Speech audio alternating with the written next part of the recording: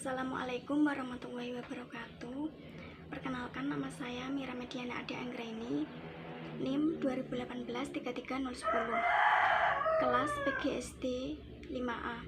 Di sini saya mengambil kelas 4, tema 6, cita-citaku, subtema 1, aku dan cita-citaku, pembelajaran keempat, pemanfaatan sumber daya alam untuk kesejahteraan masyarakat. Deskripsi kegiatan. 1. Guru memberikan penjelasan mengenai pemanfaatan sumber daya alam. 2. Guru memberikan kesempatan kepada siswa untuk melakukan tanya jawab yang berkaitan dengan pemanfaatan sumber daya alam. 3. Guru memberikan tugas kelompok berkaitan dengan sumber daya alam. 4. Siswa dapat berdiskusi tentang pemanfaatan sumber daya alam. 5. Siswa menuliskan hasil diskusi dalam bentuk tabel yang tersedia. Tujuan pembelajaran: melalui kegiatan mencari informasi dan berdiskusi, siswa mampu mengidentifikasi hubungan karakteristik ruang dengan sumber daya alam yang ada di lingkungannya.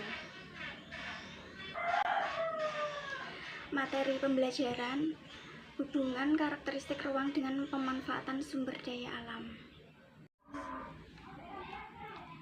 Metode pembelajaran: tanya jawab, diskusi, dan ceramah. Tanya jawab: metode ini cara untuk menyampaikan pelajaran sekolah dengan cara seorang guru memberikan pertanyaan kepada muridnya. Selain itu, metode ini dilakukan untuk melihat sejauh mana pemahaman murid terhadap materi-materi yang disampaikan oleh guru.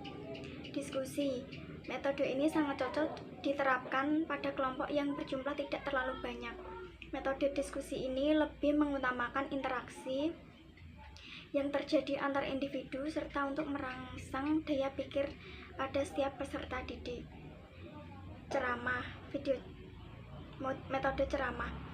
Metode ceramah adalah metodologi pembelajaran yang menyampaikan informasi pembelajaran kepada murid, dilakukan dengan cara lisan. Metode ini sangat cocok diterapkan di tempat dengan jumlah pendengar yang cukup besar. Dengan menggunakan metode ini, seseorang pengajar akan lebih mudah menjelaskan materinya. Media pembelajaran yang digunakan: ada gambar sumber daya alam yang dapat diperbarui dan sumber daya alam yang tidak dapat diperbarui. Model pembelajaran: Picture and Picture adalah suatu model belajar menggunakan gambar yang dipasangkan atau diurutkan menjadi urutan logis. Model pembelajaran ini mengandalkan gambar yang menjadi faktor utama dalam pembelajaran. Langkah-langkah: guru menyiapkan konsentrasi yang ingin dicapai, menyajikan materi sebagai pengantar. Guru menunjukkan atau memperlihatkan gambar-gambar kegiatan berkaitan dengan materi.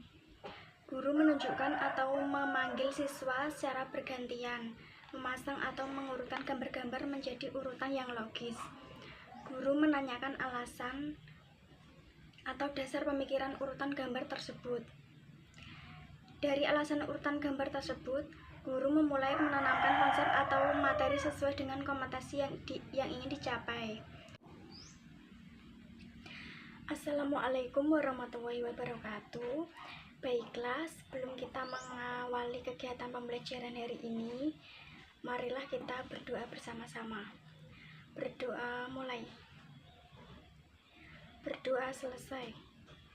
Siapa yang tidak masuk hari ini? Alhamdulillah masuk semua ya hari ini. Jadi hari ini kita akan mempelajari tentang pemanfaatan sumber daya alam. Apa pengertian sumber daya alam? Ada yang tahu? Ya, dalam memenuhi kebutuhannya, makhluk hidup tentunya sangat bergantung pada kekayaan alam di bumi. Kekayaan alam yang berwujud sehingga dapat diolah oleh manusia. Namun ada juga yang tidak terwujud sehingga tidak perlu diolah terlebih dahulu. Kekayaan alam inilah yang disebut dengan sumber daya alam. Contoh pemanfaatan sumber daya alam: 1. Bahan tambang, biji besi, konsentrat besi, timah, kaleng atau kertas timah, seng, lebaran seng untuk atap rumah, intan, emas dan perak, perhiasan, tembaga, bahan untuk pembuatan kabel dan perunggu kuningan. 2. Bahan penghasil energi: minyak bumi, bensin, pelumas, nafta, dan lain-lain, gas alam LPG dan LNG, batu bara, bahan bakar minyak, semen, dan lain-lain. 3.